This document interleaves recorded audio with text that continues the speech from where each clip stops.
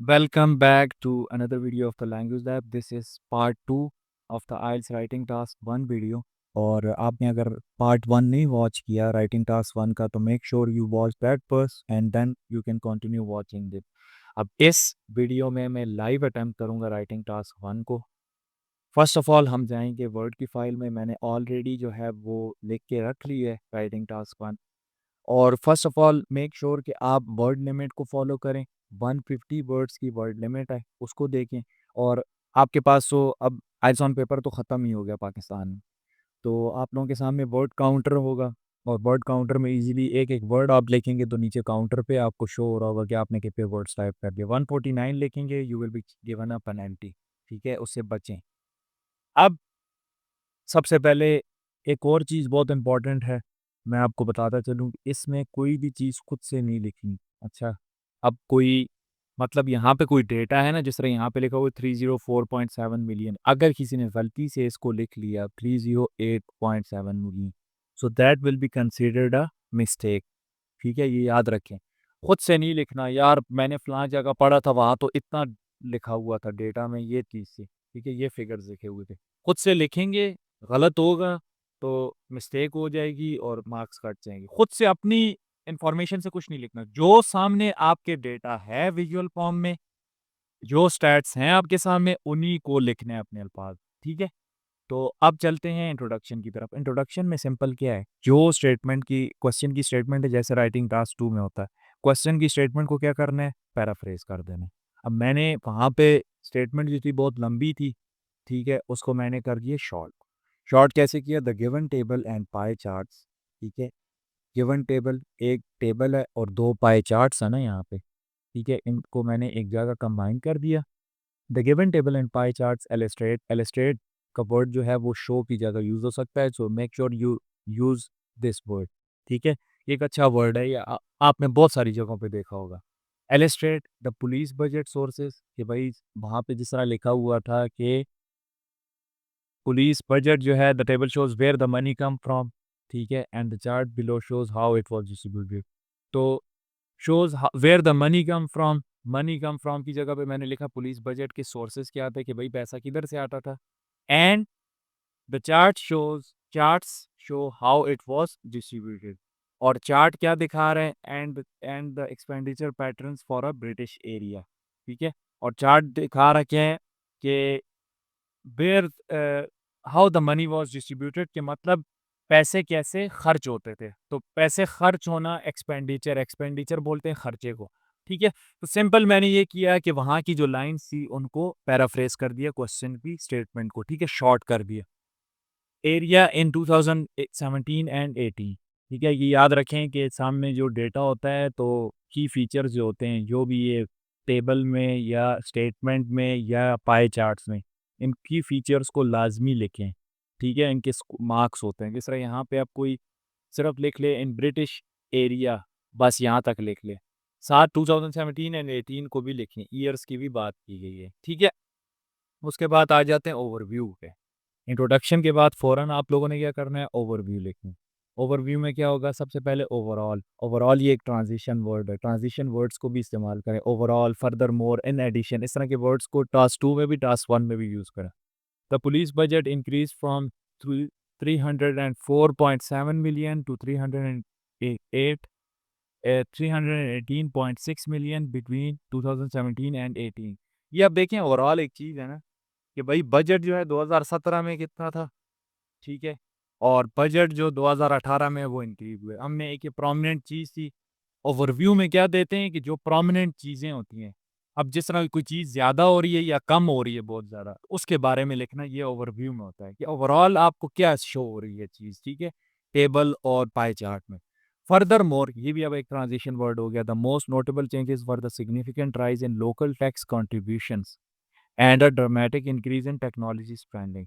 Local tax distribution, local tax contributions में और dramatic, अच्छा, लोकल टैक्स कंट्रीब्यूशंस जो हैं, हाँ, लोकल टैक्स कंट्रीब्यूशन जो हैं उनमें देखें 91.2 थी, मिलियन पाउंड्स थी। फिर 2018 में कितने हो गए, 102.3 मिलियन। तो इसमें ये मैंने लिखा, ये एक नोटेबल चेंज थी।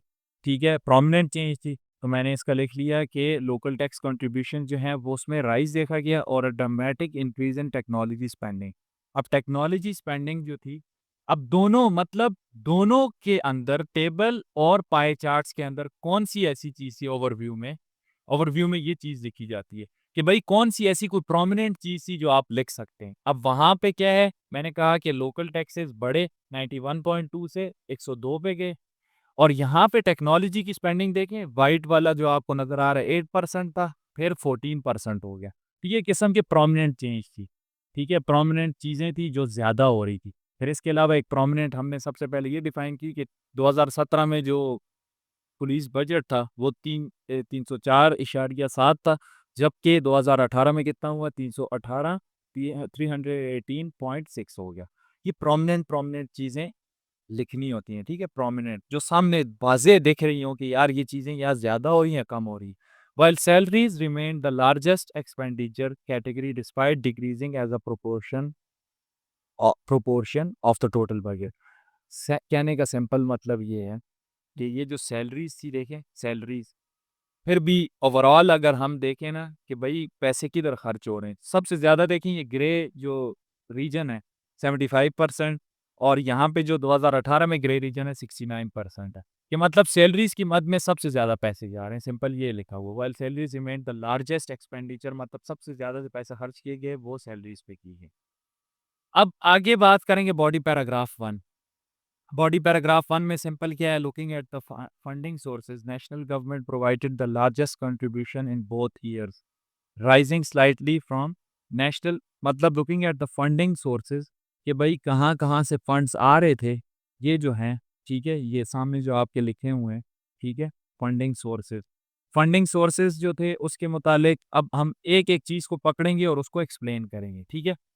National government provided the largest contribution in both years, rising slightly from 175.5 in 2017 to 177.8 million in 2018।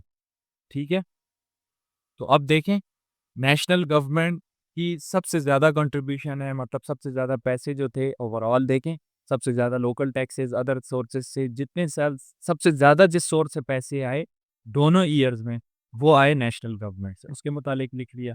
फिर in addition to this local taxes showed the most substantial increase, growing from 91.2 to 102.3, कि भाई local taxes भी जो थे वो 91.2 से 102.3 हो गए।